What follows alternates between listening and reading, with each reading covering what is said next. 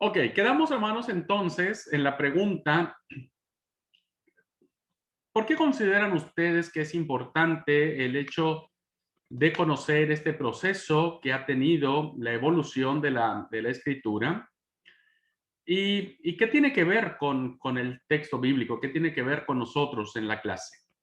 Así es que quisiera escucharlos. ¿Alguien que quiera compartir su opinión?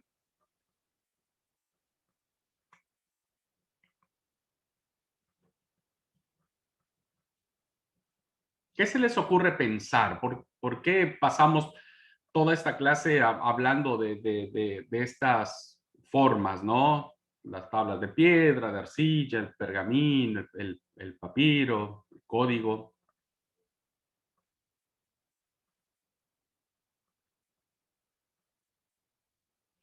Clelia. Buenos días a todos. Yo creo que de alguna manera había que dejar algo escrito, porque lo único que va quedando es la escritura, ¿no? Nosotros si nos ponemos a mirar todo lo que fue la historia, la seguimos armando, pero a medida de que vamos viendo lo que fue pasando, todos los errores que se fueron cometiendo para no volverlos a cometer. Yo creo que la Biblia es algo de eso, ¿no? Es como una historia donde nosotros tenemos que ir mirando para seguir avanzando. Y por ahí, al principio usted decía que al principio se transmitía de manera oral, y está perfecto que se transmita de esa manera, pero después esas personas se fueron muriendo y eso fue desapareciendo, porque no todos pueden contar historias como habíamos visto en las otras materias. Entonces yo creo que eso tenía que haber quedado escrito, tendría que haber quedado un legado como para que nosotros pudiéramos fijarnos para dónde ir, para dónde dirigirnos, qué hacer, tener normas, tener valores, todas esas cosas que por ahí dice la Biblia, que por ahí yo las desconozco un poco, pero se tenía que haber hecho para que eso quedara y que siga, porque después se termina esta generación y viene la otra, y tiene que tener como un camino recorrido para seguirlo recorriendo. Creo, es mi punto de vista. Gracias, Clelia. Lindo aporte. Gracias. Muy interesante el aporte. Considerar la escritura como el testigo de los vestigios históricos que nos hacen conocer o al menos situarnos un poquitito en las condiciones, en la cultura, en las costumbres muy distintas a las nuestras, ¿no? Hoy en día. Hoy en la Biblia vemos muchas costumbres que para nosotros nos parece inaceptables, como por ejemplo que Sara le haya pedido a su criada de que se metiera con su esposo. Hoy esa costumbre sería, imagínense, no me lo quiero imaginar porque mi esposa no me dejaría, pero eran algo que tenemos que decir, bueno, ¿qué pasó allí? ¿No? Gracias, Clelia, lindo aporte. ¿Alguien más? Manadina. Sí, a mí lo que me llamó la atención, digamos, lo relevante que veo, es que por más que se usaron distintos materiales que se iban degradando ya por una o por otra razón, o porque no eran prácticos, pero lo que sí se mantenía plenamente era la palabra. Eso se conservaba por encima de los materiales, ¿no? Cómo la mano de Dios fue guiando eso y cuidando de su palabra. Gracias, Dina. Sí, ahí nosotros vemos, yo lo decía en la clase, es el único libro que de manera sorprendente ha sobrevivido. Si comparamos el texto de Isaías encontrado en la cueva de Qumran, nos damos cuenta que el texto se ha ido transmitiendo de manera fiel, ¿no? Sigue siendo palabra inspirada por Dios. Bien, Dina, gracias. Hermana Zoraida. Hermano, yo veo muchas cosas, muchas cosas. Lo que la hermana dice, pues esa es la columna vertebral de esto, es palabra de Dios y por eso se ha hecho desde el principio y seguirá por la eternidad. Palabra de Dios no cambia. Pero veo que en mis palabras como que Dios no es cuadriculado. Dios utiliza todo en la historia a favor de lo que Él quiere dar por la humanidad. En el momento que era la piedra, pues utilizó la piedra. Hoy en día, pues está lo digital y Dios obra por lo digital en muchas personas que tienen la Biblia en sus manos. Ujú.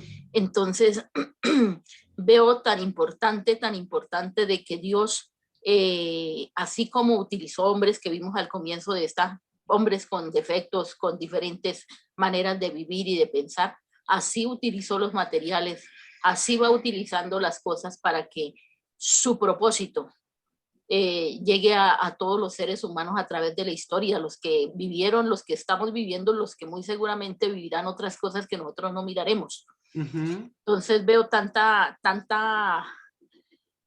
amor de Dios impreso, porque eso es el amor de Dios impreso para que el ser humano reciba la información que él quiere darle a través de la historia y siempre esté presente.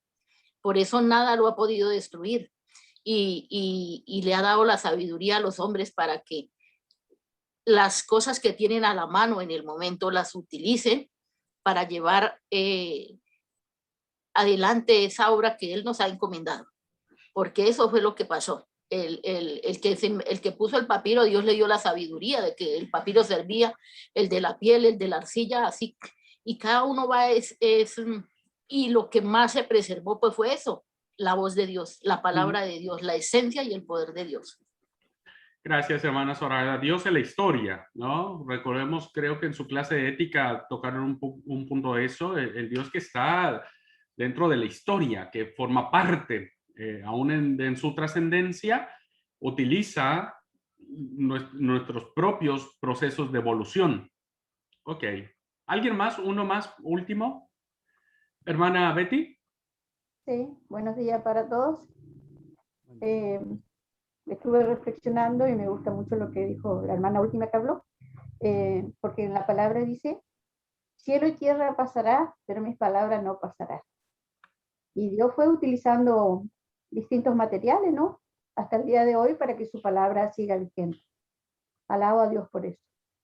Gracias, Betty. Gracias, gracias. Gracias por recordarnos ese hermosísimo pasaje del Evangelio. Bien. Aun cuando concuerdo con todos ustedes y lo suscribo de manera puntual, ¿no? Hay un punto que nos atañe mucho principalmente a nuestra materia, que tiene que ver, hermanos, con una lógica natural de que al pasar de un elemento al otro, ¿no? Evidentemente tenía que transcribirse ese texto, ya sea de la arcilla al papiro, del papiro al pergamino, del pergamino al libro o al código. Este proceso, hermanos, de transcripción, como todo proceso humano, ¿no? Aun cuando la palabra de Dios fue inspirada y demás, hubo algunos errores al momento de traducirla. Miren, no es de extrañar esto, hermanos, ni tampoco es decir, entonces la palabra de Dios está llena de errores. No, déjenme explicar un poquitito. Miren, si nosotros nos situamos hoy, siglo XXI, que tenemos todos los elementos habidos y por haber, toda la tecnología del mundo para hacer y demás, hoy nosotros nos encontramos cuando se copia un texto de un lado al otro, ¿no es cierto? Aún con todo esto que tenemos como tecnología, siempre hay equívocos en la transcripción. Por eso hoy conocemos mucho lo que se le llama la fe de ratas. Y la fe de ratas no es otra cosa más que decirle al lector, che, discúlpame, lo que iba a ir ahí no es eso. Tiene que decir esto. Hoy, siglo XXI, con toda la tecnología habido y por haber, evidentemente, hermanos, seguimos cometiendo errores de traducción y sobre todo, hermanos, cuando estos errores, estas traducciones tienen que ver con otras lenguas. Si usted tuviese que traducir, fíjese, si usted tuviese que traducir un escrito elaborado con el alfabeto chino, por ejemplo, chino, que tiene pintura para todos lados, imagínese el esfuerzo que le va a provocar a usted transcribir del chino al español. El problema, hermanos, no a veces sucede con transcribir del chino al español, sino sucede también si tenemos que transcribir del argentino al colombiano, por ejemplo. ¿Por qué? Porque son otras expresiones, porque es otra cultura, porque es otra forma de pensamiento. Si nosotros, hermanos, viviésemos, por ejemplo, en la época de nuestros abuelitos, mi abuelita nació en 1900 y algo, 1901, por ahí nació mi bisabuelita. Imagínense si mi bisabuelita tuviese que transcribir o traducir o escribir un concepto que hoy para nosotros es muy actual. Por ejemplo, WhatsApp. WhatsApp, hermanos, una palabra a principios del siglo pasado, era imposible de tan solo de pronunciar o de manifestar su sentido. Entonces, ¿qué hacía? ¿Qué tendría que hacer mi bisabuelita para traducir qué es un WhatsApp? Entonces, tendría que usar otras formas, otras palabras, otras maneras para decir WhatsApp, porque en ese momento ni se conocía, ni se sabía, ni nada por el estilo. Lo mismo sucederá, hermanos, si la vida continúa y dentro de 100 años, ¿no? Habrá otras palabras que para la generación de dentro de 100 años van a ser muy comunes y para nosotros no vamos a saber ni qué significan. Hoy, por ejemplo, Bitcoin, Dios mío, yo pensé que era un tipo de hamburguesa. No, el Bitcoin ahora es una moneda digital y que no sé qué, y que no sé cuándo. No le entiendo nada. Si yo tengo que traducir el tema del Bitcoin, voy a decir una tontería que al rato voy a salir una fe de ratas para decirle, perdón, me equivoqué, no tenía que ser así. Estos procesos de traducción y de transcripción, evidentemente, juega mucho el factor humano para hacerlo. Por eso, hermanos, es que hoy nosotros tenemos miles de manuscritos del texto bíblico. Porque el texto bíblico, hermanos, fue transcrito una y otra y otra y otra y otra y otra vez. Los más ortodoxos, diríamos, en cuanto a las cifras de manuscritos que tenemos hoy, es de 10,000 manuscritos de la Biblia. 10,000. Los mucho más optimistas, diríamos, sitúan 25,000 manuscritos de la Biblia. Imagínense, hermanos, cómo este proceso de transcripción evidentemente jugó mucho el factor humano, ¿no? Mucho el factor humano.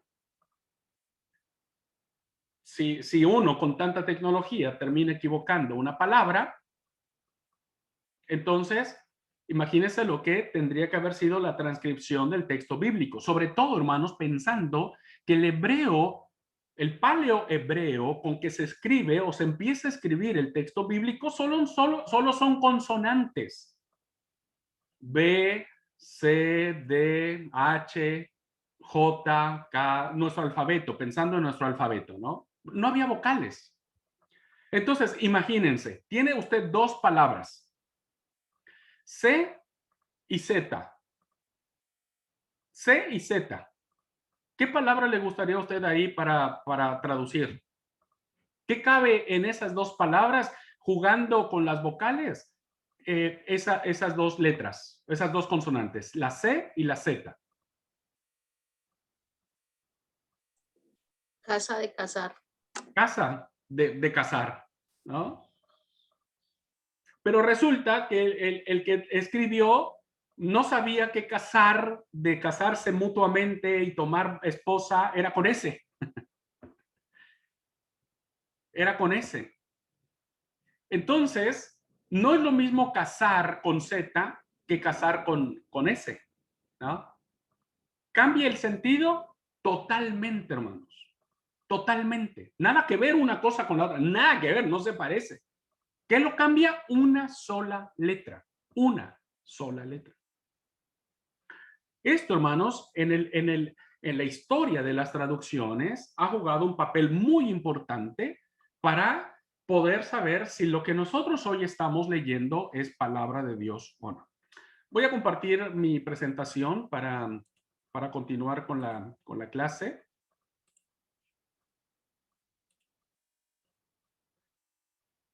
Bien, nos quedamos, hermanos, en los códigos, el código de la Biblia alejandrina, que es la Biblia, la Septuaginta, que fue escrita en 2 caras. Luego tenemos el Código Vaticano, que es un código muy importante que ahorita voy a platicar sobre él, y el Código Sinaítico, que tiene que ver básicamente con ¿qué hice? El Código Vaticano, que tiene 3 columnas, y el Código Sinaítico, que fue escrito en 4 columnas. Bien. Cuando hablamos de las traducciones y versiones de la Biblia, hermanos, entonces nos encontramos con este tremendo detalle. Una gran mayoría de las personas jamás hemos tenido en nuestras manos la Biblia en su lengua original. O sea, porque no existe, hermanos. Lo único que tenemos en nuestras manos son traducciones de otros manuscritos. Y esos manuscritos de los cuales los escritores tomaron para plasmar el texto bíblico se basaron de otros manuscritos. Esto se debe, hermanos, a que los idiomas originales en que fue escrita ya no son conocidos para nosotros. Es decir, el hebreo bíblico, del tiempo bíblico, no es el mismo hebreo que se habla hoy. Si usted va a Israel, a Jerusalén, el hebreo que hoy hablan los judíos no es el mismo hebreo que se hablaba en el tiempo de Josías, en el tiempo no sé, el tiempo bíblico, ¿no es cierto? Lo mismo sucede en el Nuevo Testamento. El griego con que fue escrito el Nuevo Testamento, el griego koiné, que se le llama el griego vulgar o común, no es el mismo griego que hoy usted va a Italia o a Grecia o a cualquier lado, no es el mismo idioma. Ha cambiado el sistema. Por lo tanto, las lenguas, hermanos, han caído tan en desuso, ¿no? Que hoy nosotros mismos, por ejemplo, hay muchas palabras arcaicas que nosotros ya no usamos, que antes nuestros padres, abuelos, bisabuelos y tatarabuelos era parte de su lenguaje, de su vulgo, ¿no? Hoy nosotros ya no las usamos, a veces ya palabras son totalmente antiguas.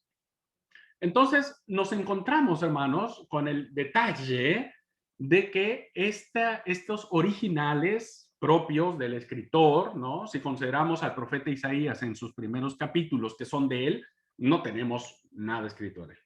Tantito se debe, ya lo expliqué, a que los materiales con que se utilizaron fueron muy desgastantes, no muy desgastantes, se desgastaban con facilidad, ¿no? Y finalmente terminaban rompiéndose, manchándose, etcétera. Y nada de eso tenemos.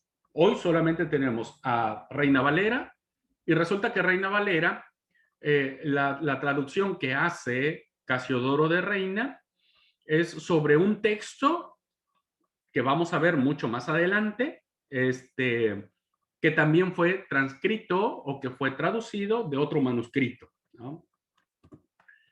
Entonces, hermanos, cuando hablamos de traducción, es decir, pasar de un lugar, no solamente pasar del papiro al pergamino, o sea, no solamente era transcribir, ok, ya no escribimos más en papiro porque el papiro se desgasta, escribamos en pergamino porque es mucho más duradero, sino también, hermanos, en ese proceso de transcribir una parte a la otra, llevaba su propio riesgo, que en forma humana, ¿no? Todos en forma humana somos capaces de cometer. Entonces, cuando llamamos traducción, es cuando el texto bíblico ha sido traducido de las lenguas originales, que creo que ya expliqué que hay 3 grandes lenguas que existen en el texto bíblico, al menos de los textos inspirados nuestros, que es el hebreo, el arameo, para el Antiguo Testamento, y el griego para el Nuevo Testamento. No así el griego para el Antiguo Testamento. Recuerden, hermanos, que los deuterocanónicos o los apócrifos que nosotros sabemos fueron escritos en griego. Y esa fue la razón por la cual los judíos no los aceptaron como palabra de Dios. Hay 3 grandes idiomas entonces. Y entonces se tenía que traducir de esos idiomas del texto bíblico a nuestras respectivas lenguas. Dicho sea de paso, debemos aclarar que no existe ningún documento original de ningún libro de la Biblia. Más allá de que se encontró el rollo del profeta Isaías, ni siquiera ese rollo que se encontró es de los esenios, siglo I, ¿no? Y seguramente ellos tuvieron una copia del libro del profeta Isaías y a partir de esa copia ellos hicieron la transcripción. De la manera entonces, hermanos, que tampoco existen documentos originales de ningún texto bíblico que pertenezca al largo periodo durante el cual la Biblia se escribió. Recordemos, hermanos, que el texto bíblico para los más moderados tiene un lapso de recopilación, de escritura, de redacción de 1000 años. Para los más abiertos, diríamos, es un periodo de 1500 años. Es un periodo muy largo, muy largo. Por lo tanto, basándonos un poquitito, hermanos, en que los materiales con que fueron escrito el texto bíblico cayeron en desuso y tuvieron que escribirse en otro material, y considerando que esos escritos tenían que traducirse a otra lengua, lo que tenemos ahora son copias de copias de copias.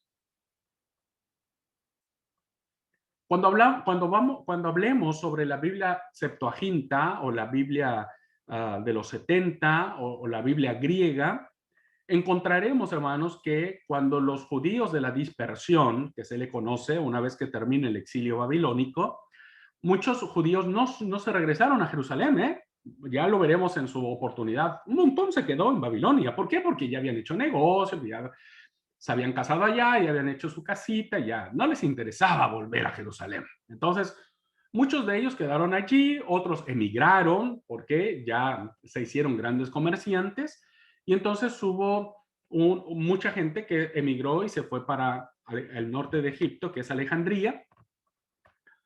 Y resulta, ¿no?, que ahí empezaron a perder el idioma hebreo, el arameo, y empezaron a hablar en griego. Porque es lógico, hermanos, es lógico.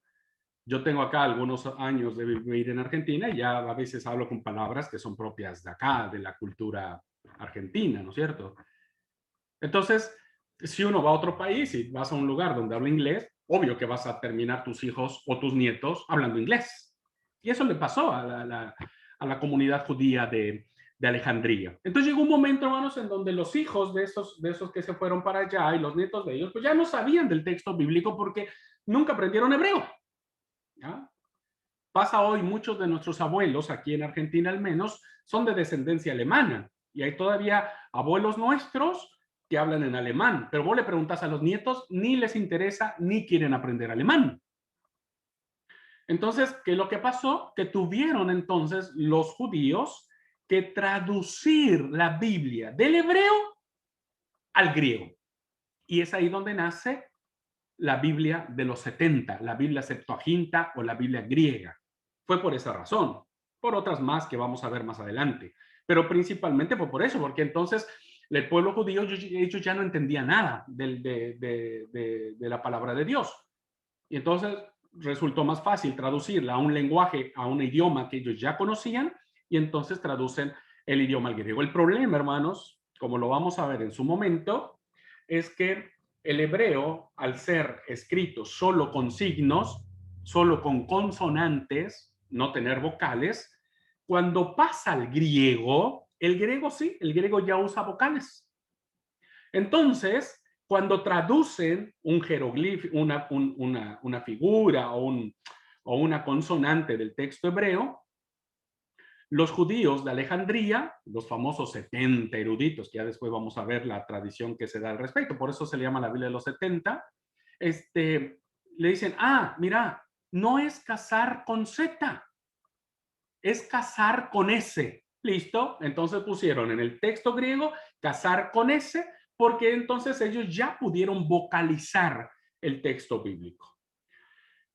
Entonces, hermanos, aún en este proceso de traducción, ¿no?, vino a darse todo este impulso de transcribir el texto bíblico ahora en dos líneas. Una seguía transcribiéndose en hebreo, en hebreo, en hebreo, en hebreo, en hebreo, en hebreo, Y por el otro lado, venía traduciéndose la Biblia en griego, griego, griego, griego. Y eso hizo que hoy tengamos muchos manuscritos escritos en griego, principalmente la Biblia Septuaginta, y otros escritos en hebreo. El escritor latinoamericano Edesio Sánchez Cetina, mexicano por cierto, es uno de los genios de la traducción. Él dice que la traducción siempre será una tarea de aproximación. Y es así, hermanos, es así, porque finalmente significa que no es posible reproducir fielmente lo que el texto bíblico dice en su lengua original en una lengua diferente a ella. Yo recuerdo mucho cuando llegué aquí a Argentina, ¿no es cierto? Varios de mis grandes amigos que ya son abuelos, que son grandes de edad, hablan alemán. Entonces era muy curioso, sigue siendo muy curioso, ¿no? Que muchas veces ellos contaban un chiste. Y yo le decía, pero díganme cómo es. Y ellos me decían, pero es que es difícil porque no hay forma de cómo contar ese chiste que solo en alemán se conoce, solo un alemán puede reírse de ese chiste. Dice, y si yo te lo traduzco, no le vas a encontrar sentido. Entonces ellos trataban como de explicarme un poquitito de lo que significaba ese chiste en alemán. Por eso, si usted mira muchos canales de lengua extranjera, a veces yo me he percatado que en varios programas abajo aparece una leyenda que dice chiste local. Es decir, solo los de esa lengua entienden el chiste. Es lo mismo, hermano, que si nosotros vamos a Alemania y contamos un chiste muy mexicano, déjeme retomar mis raíces, no me van a entender. ¿Por qué, hermanos? Porque hay diversos términos, diversos usos lingüísticos. Por ejemplo, para una persona que habla inglés, ¿no? El ahorita no existe. El mexicano sí, no sé si aquí el argentino tiene esa palabra, pero el mexicano es así. Che, ¿vos vas a venir? Sí, ahorita llego. Ahorita. Siempre como un diminutivo, ¿viste? ¿Y qué es el ahorita? Si alguien tendría que traducir el ahorita a una lengua inglesa, ¿no? De habla inglesa, no sabrían traducirlo porque eso no existe en su lenguaje. No hay el ahorita para ellos. Hay diferentes formas de componer una frase. Por ejemplo, el inglés, a veces el sujeto va después del verbo, hay una deconstrucción en cuanto a la forma de decir una palabra. Nosotros en español decimos la casa es blanca y en inglés es blanca casa, ¿no? White house, y es la casa blanca, pero nosotros decimos primero la casa blanca. Este ejercicio, hermanos, imagínenselo ahora, hace 3,000, 4,000 años atrás, donde empieza a darse el texto bíblico, 5,000 años atrás, hacía mucho más diferente y una gran tarea de poder, en el momento de traducir, acercarse lo más que se pudiera al sentido original del texto. Miren, es muy fácil entender esto. Si nosotros, hermanos, tuviésemos que tener una charla, por ejemplo, con uno que nació en 1840, es muy probable que, aunque hablemos el mismo idioma, habrá palabras que nosotros no entendamos, ¿no? Y entonces le vamos a tirar para cualquier lado. Si yo tengo que traducir un texto de alguien que escribió en 1850, va a ser muy difícil. Un ejemplo más claro, hermanos, es si usted tiene en su casa la Biblia Reina Valera 1909. Usted lea una versión de Reina Valera 1909 y la verdad que le va a costar trabajo leerla, comprenderla. Hay términos que la verdad no entendemos más que nada, ¿no? Aún en la 1960 hay términos que nosotros no sabemos. Cuando Pablo dice, el amor de Cristo nos constriñe. ¿Qué es eso? ¿Qué es constriñir? Anda a saber, no tengo ni idea de qué es constriñir. Ya de por sí la palabra suena complicada, ¿no? Entonces, esto, hermanos, hizo que la tarea de transcribir el texto bíblico fuera muy interesante, ¿no? Y por lo tanto, una traducción se considera mejor en cuanto logre aproximarse lo más posible al sentido original del texto bíblico. Ya después iremos, hermanos, a ver cómo las ciencias bíblicas han querido acercarse al texto bíblico desde distintas ópticas. Hoy vamos a tocar, si nos da tiempo, solo una, que es la crítica textual, pero hay otras, ¿no? Hay otras. Por ejemplo, ya les platiqué de la Biblia de Shekel, o Shokel, como sea, como se pronuncie. Ellos se acercan al sentido poético, no les interesa el arqueológico, no les interesa cómo se escribió el texto, etcétera, sino cómo resaltar el sentido poético del texto bíblico. Entonces, este problema, hermanos, de traducción y de transcripción que se llevó a cabo durante muchos miles de años, ¿no? Ha sido y sigue siendo interesante para poder determinar que Biblia, ¿no?, se acerca mucho más al sentido original. ¿Cómo podemos acercarnos a las costumbres de Abraham, ¿no es cierto?, que son los relatos más antiguos de los patriarcas, Abraham, Isaac, Jacob, ¿no?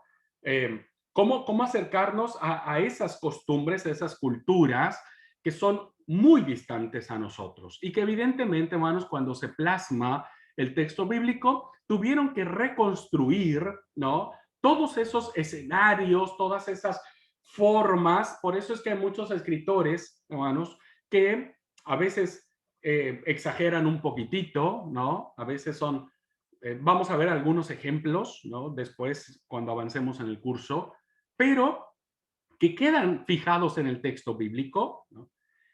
Es más, hay tradiciones, por eso es muy importante que usted lea el texto bíblico, pero hay tradiciones que son ¿cómo se llama? Son tradiciones distintas, ¿no?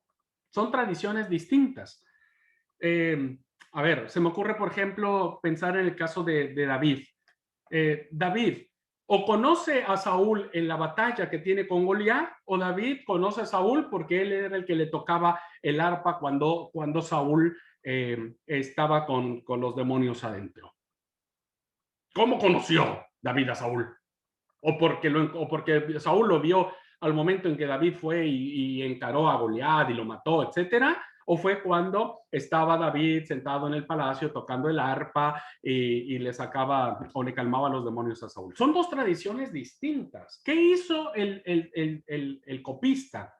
¿Qué hizo el escriba? No le metió mano, dejó las dos tradiciones y dijo, bueno, yo dejo esas dos tradiciones, ¿no?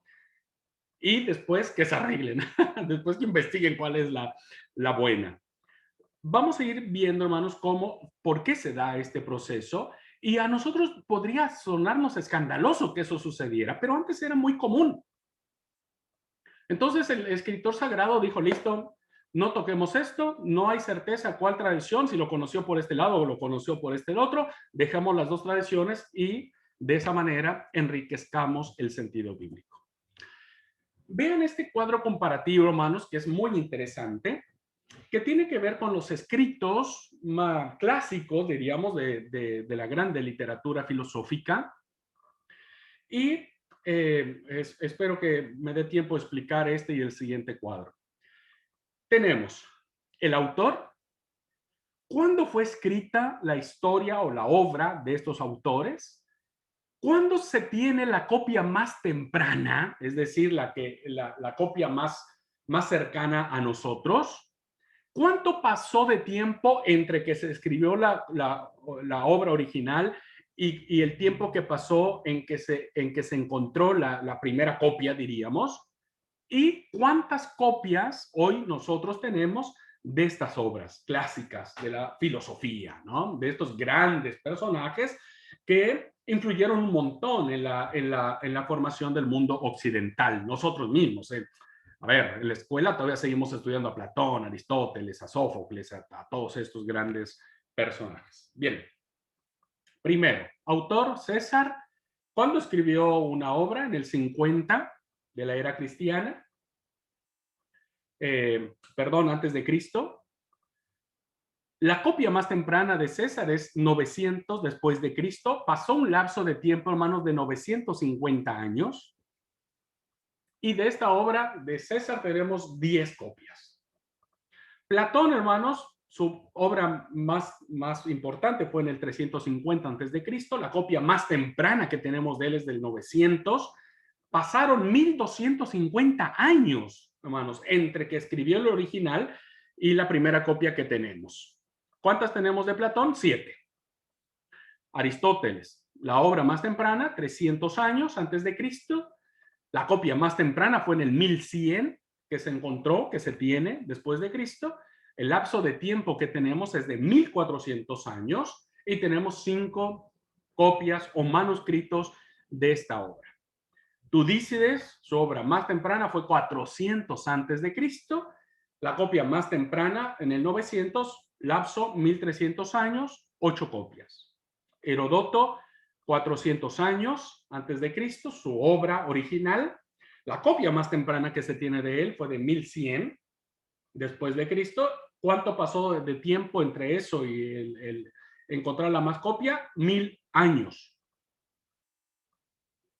1300 años, estoy en Heródoto. ¿Cuántas copias tenemos? 8. Fíjense, vean los números de las copias que tenemos, ¿eh? Ojo con eso.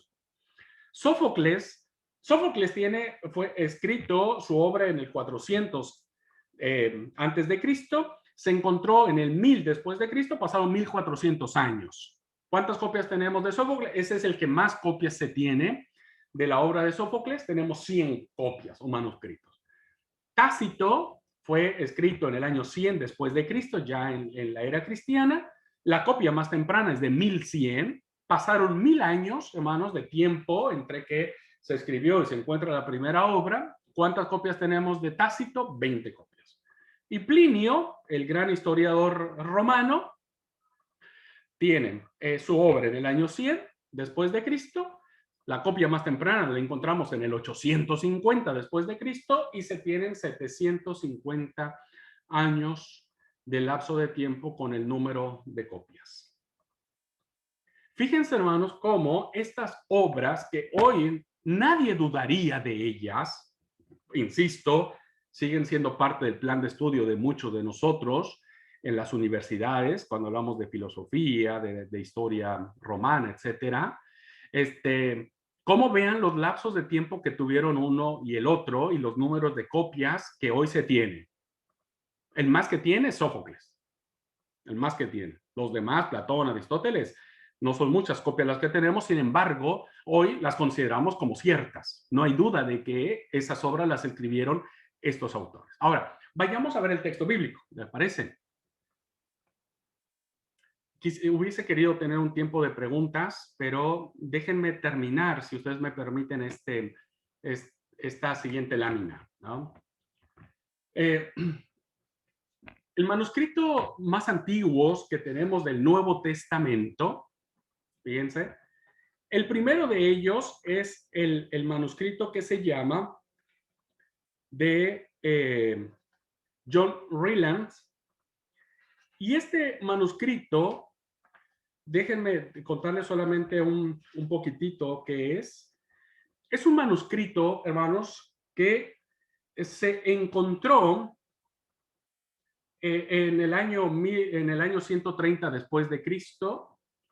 La primera copia es la copia más antigua que tenemos del Nuevo Testamento. Fíjense, fue escrito más o menos en el 90 y este manuscrito solo tiene, hermanos, 30 palabras en griego que proceden del capítulo 18 de Juan.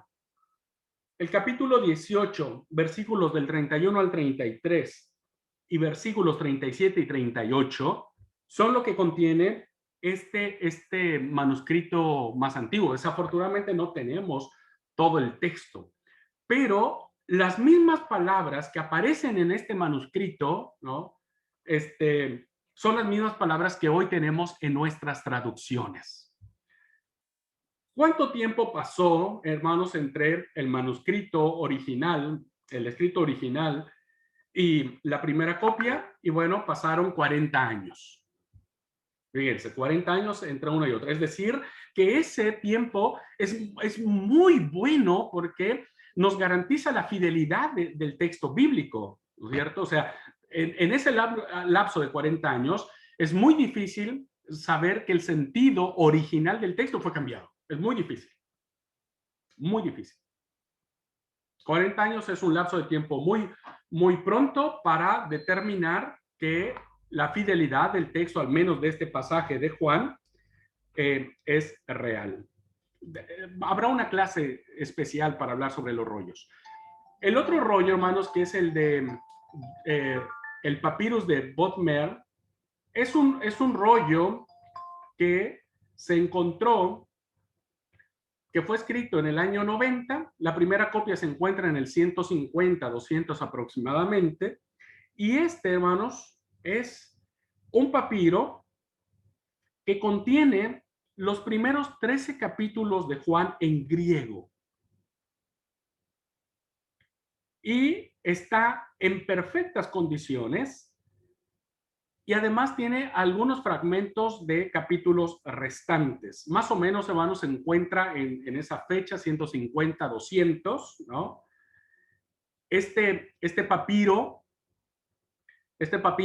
se encuentra en Ginebra, y lo último que se tiene de descubrimiento de este papiro es que también contiene los pasajes de Lucas del capítulo 3, versículo 18, hasta Juan capítulo 15, versículo 8. Qué interesante. ¿Cuánto pasó entre que se escribió y se encontraron las copias más tempranas? Más o menos 110 años, aproximadamente.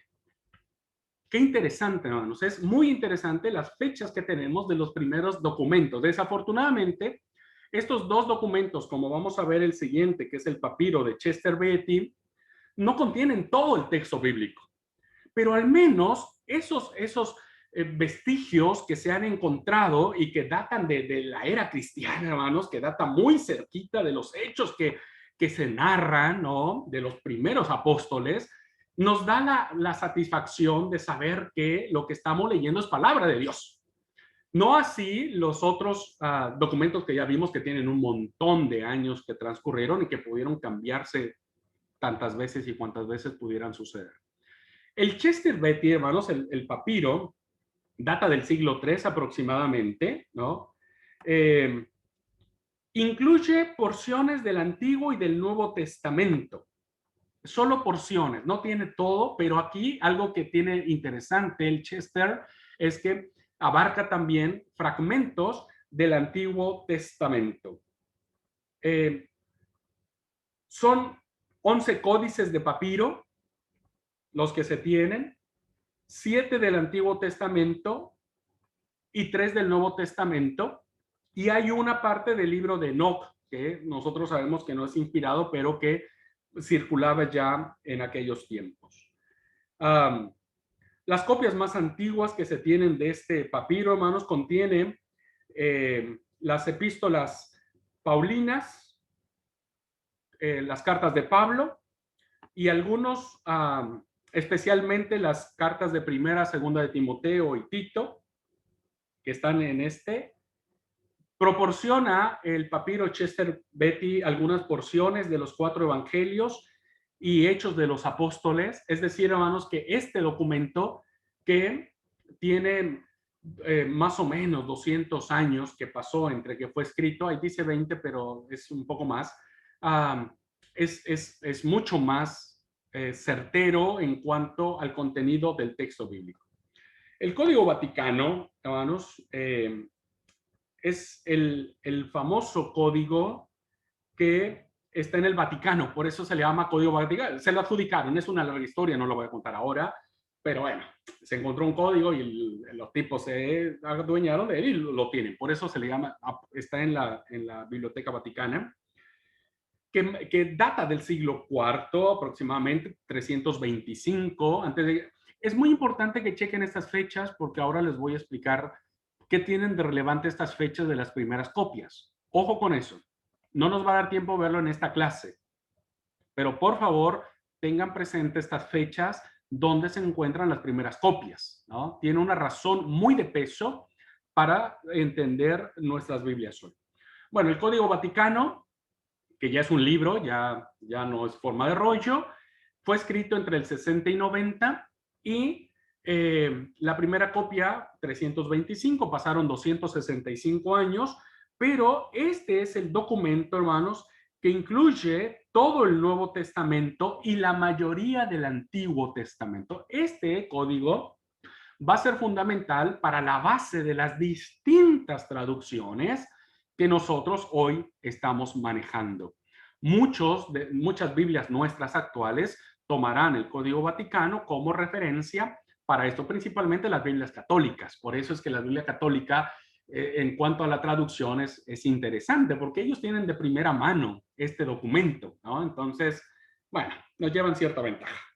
Y el código sinaítico se le conoce como código sinaítico porque fue encontrado en uno de los templos en el monasterio de Santa Catalina, que está ubicado a las laderas del monte Sinaí, ¿no? Por eso se le llama código sinaítico.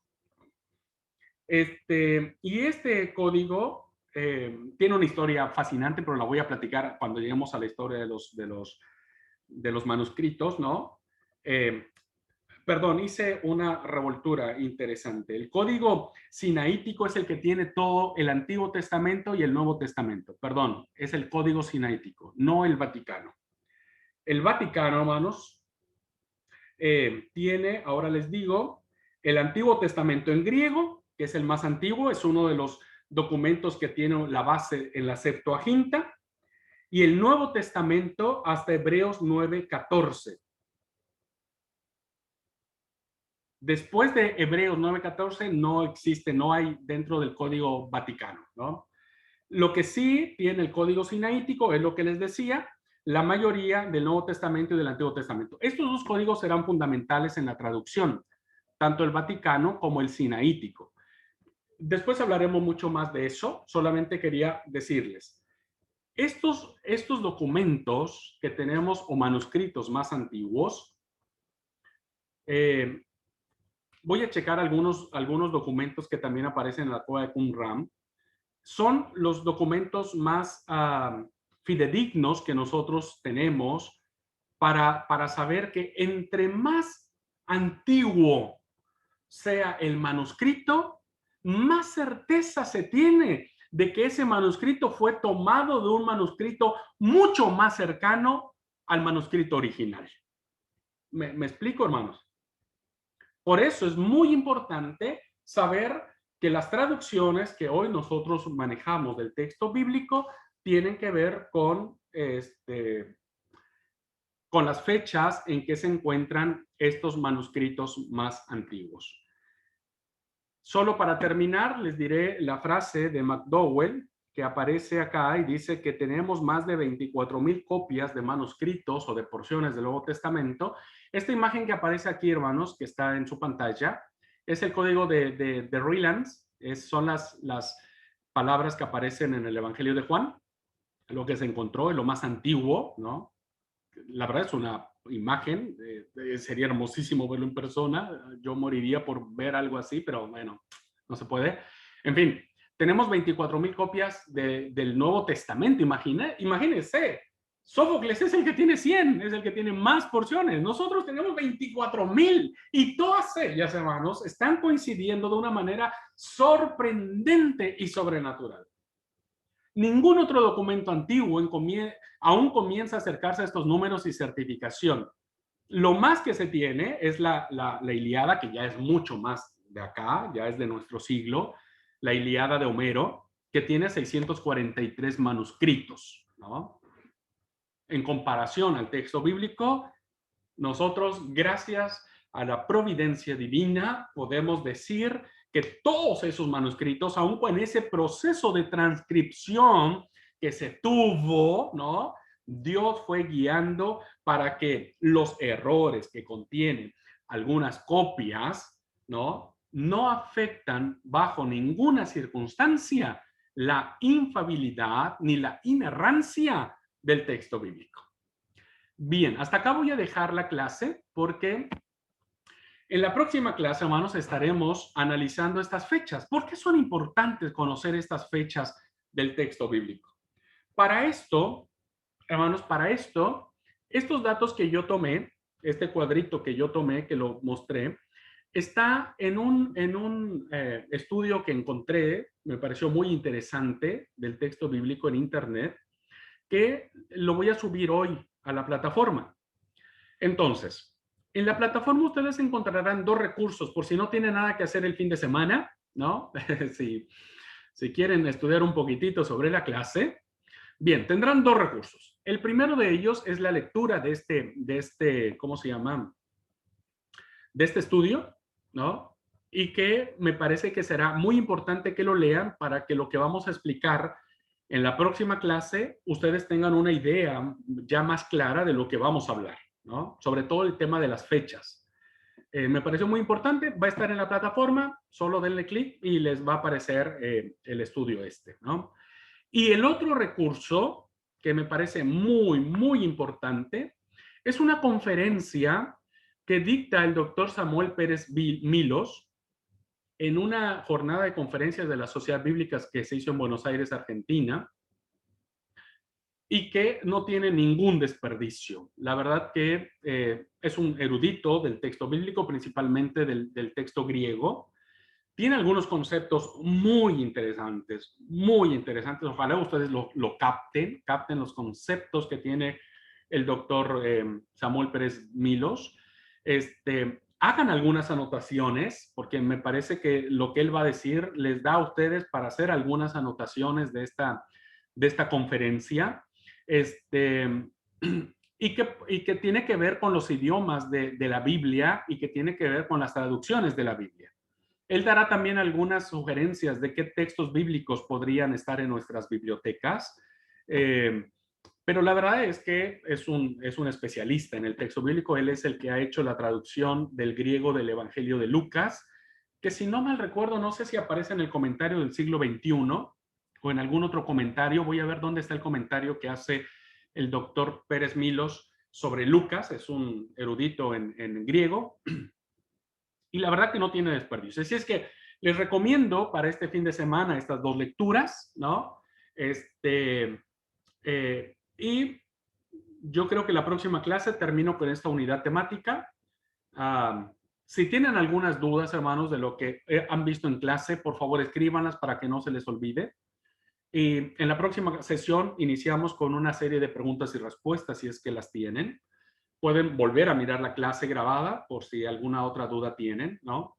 Y nos vemos la próxima clase, ¿ok?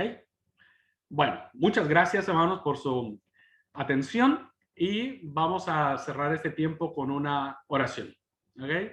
¿Alguien quiere orar, hermanos? ¿Alguien quiere abrir su micrófono para que ore? Bere, por favor. Tu micro, mi amor.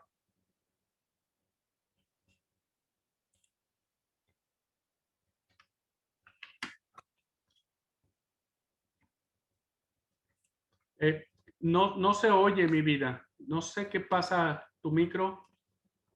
A ver,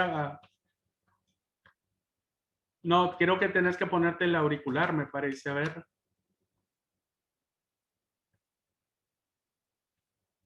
A ver, ¿qué podés hablar? No, no me parece que... ¿Le escuchan a ella, hermanos? No, mi vida. No sé qué pasa con tu... Y me aparece aquí que sí, tienes tu micro abierto y todo. Y bueno, espero que así estés calladita todo el día. No, no es cierto.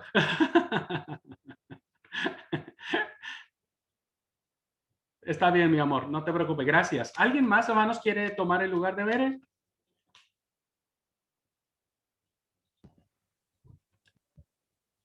Betty, ¿quiere despedirnos en oración, por favor? Sí, sí, pastor. Vamos a orar. Padre bendito que moras en los cielos y también estás con tu espíritu en medio de nosotros en esta mañana. Queremos darte las gracias, Señor, por estudiar de tu palabra. Te pido que nos abra la mente, el entendimiento y el corazón para comprender, Señor, de ti. Y también así agradecerte, porque por tantos años hemos visto cómo tu palabra ha sido mantenida por tu Espíritu, Señor.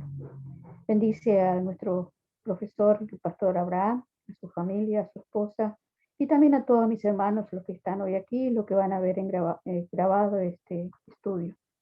Padre bendito, bendícenos y cúbrenos con tu manto celestial en esta semana que ha pasado y también en esta semana que vamos a iniciar.